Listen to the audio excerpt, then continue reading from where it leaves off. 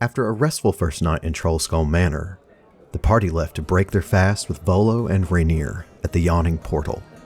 The morning rush was picking up as they arrived, and those early hours were spent in the company of new friends, talking, laughing, and sharing many a tale over good food and ale. As noon drew near, a hush fell over the crowd. A most intriguing character had entered the tavern. All heads turned to see a halfling woman dressed in sailor's gear, toting an overflowing satchel of rolled maps. A snowy owl, perched on her shoulder, swiveled its head to eye the crowd as she crossed to the bar. Garrosh and Svadrik were pleased to recognize their old friend, Mayfira. After a few moments, the patrons turned back to their drinks and chatter, and Mayfira was called over for greetings and proper introductions.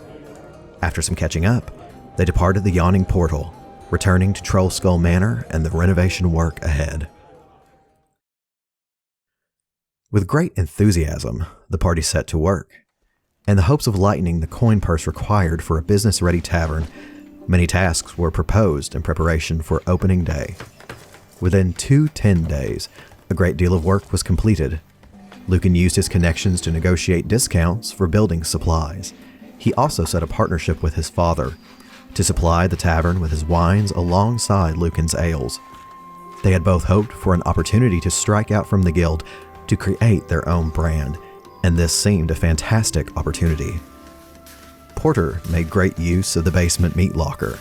Every day saw a new, rare cut on the block. The quality was unmatched, the coin was good, and no one asked questions as to how exactly he procured his product. Mayfira helped with repairs, needing more dexterity and flexibility. Her steady balance along the rafters helped to place new support beams for the ground floor. Svadrik went out in the evenings for some light coin skimming, returning with a modest sum. He set his sights on borrowing a particular set of high-quality tools, but unfortunately, they were just out of reach. Garrosh invited his uncle Rathkrill, a stonemason, to the manor. They worked in tandem on structural repairs, easily supplied thanks to Lucan's negotiations. Naneth used her arcane talents to mend and clean with the help of an unseen servant. Quite clever to complete double the work in that short amount of time. Through the second 10-day, Svadrik and Mayfira scouted the docks ward. New arrivals made for excellent pickpocketing marks. Their efforts were well rewarded. Also, Garrosh traveled home to the family smithy to hammer out sets of plates and tankards. The days of work allowed much conversation, and they entertained methods of drawing the surrounding community in for opening night.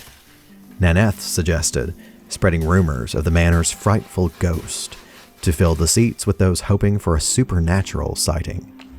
She also teamed with Svadrik to canvass the neighborhood with announcement flyers, a great opportunity to meet neighbors and new friends. Over the course of their work, they discovered that some finished tasks were being spoiled. Frustrated by this sabotage, but determined all the same, they would right the damage and push the mysterious causes from their minds. At the end of these 10 days, at the end of a great deal of work from all party members, they packed their gear and made to leave for the evening. Rounding the bar, they found the exit blocked by a ghastly, harrowing image. A purple specter, face gaunt and framed by wild hair, hung suspended in the dim light. With a chilling voice, it demanded the group leave and not return. The manor was theirs, and no one else could claim it or reside within its walls. An attempt was made to speak peaceably, but the spirit's anger could not be soothed, and soon a fight broke out. Mayfira drew her longbow, firing 2 arrows, which struck true, yet the spirit seemed hardly bothered. Porter dealt a mighty blow with his blessed hog-splitter axe, sending the spirit reeling. Svadrik ran forward, dropping to one knee to grovel and beg, "Please, please don't kill us!" Lucan climbed atop the bar, awash in the light of his mage's armor, prepared to attack should the spirit lash out. Garrosh, in the hope of diffusing the battle, channeled his deity Gond to cast Turn Undead. Naneth approached, speaking calmly to soothe its anger. making a plea for peace and a chance to clear their misunderstandings. In the grip of Garrosh's spell, the spirit fled in fear, moving through the bar and into the wine cellar below. Svadrik nimbly vaulted the bar and threw the cellar door wide, making way for Garrosh to drop down in pursuit.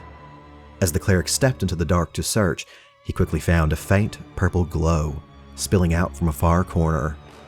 Within moments, Naneth dropped into the cellar and they began a joint effort to speak with the ghost. After a moment of soothing, the spirit seemed to calm. Its wild form softened into a much more ordinary appearance, that of a half-elf in bartender's garb. Lucan descended to join his comrades, and with good intent, proper introductions were made, and a friendly conversation grew between them all. The spirit was Leaf, former owner and bartender of Troll Skull Manor. Vola's speculation had been correct. Leaf had been alone in the manor for some time and was reluctant to allow any new residents within its walls. Negotiations were made and plans revealed. The group offered, no, asked, that Leaf be a part of the renovation and of the new business. Leaf had requirements, of course. He asked that a painting of his late wife be prominently displayed in the bar. Unaware of the painting's significance, the party moved it to storage many times, yet it had reappeared without fail. Now, all of the mysterious happenings made sense.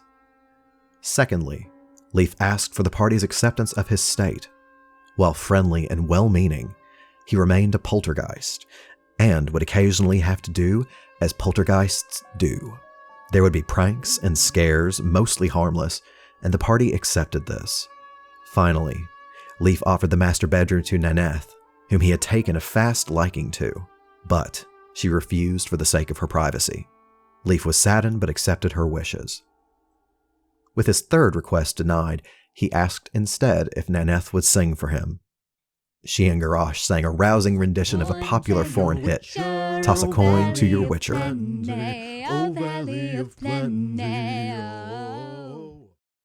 Pleased with the party's intentions and performance, Leaf accepted their offer and joined the team. After these quite fortuitous events, the party got back to work making final repairs, gathering the remaining needed equipment and supplies. Occasionally, Leaf would strike with his scares and practical jokes. His preferential treatment of Naneth was plain to see, for she seemed to be completely unaware of such tomfoolery. Soon, talk began of seeking moneylenders and investors to secure the remaining funds needed for the grand reopening of Troll Skull Tavern. And here our session came to an end. I hope this short summary will help to connect the stories of sessions 5 and 7. The gang will be back in action soon. Good job, everyone.